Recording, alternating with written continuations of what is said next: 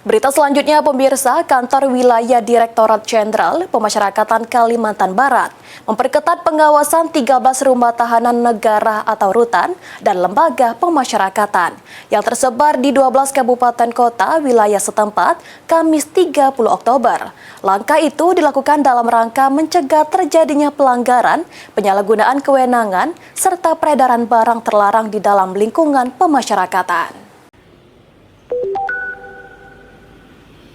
Kantor Wilayah Ditjen Pemasyarakatan Kalimantan Barat memperketat pengawasan sebanyak 13 rumah tahanan negara, rutan, dan lembaga pemasyarakatan lapas yang tersebar di 12 kabupaten kota di provinsi tersebut.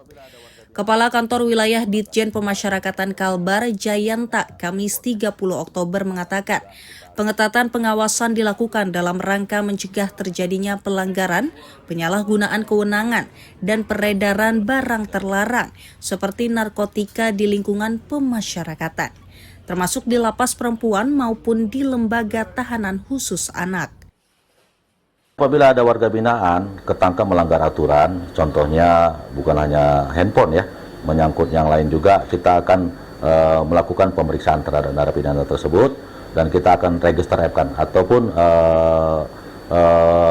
pembatasan untuk pemberian remisi ataupun pembebasan bersyarat ataupun pembinaan yang lainnya. Semua warga binaan di dalam rutan ataupun lapas haknya sama. Apabila mereka melanggar aturan, tidak pandang bulu, kita akan tidak tegas siapapun itu.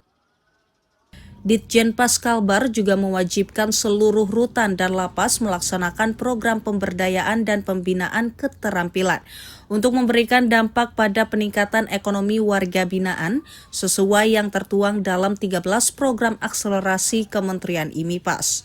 Dari Pontianak, Kalimantan Barat, Indra Budi Santoso, Kantor Berita Antara, mewartakan.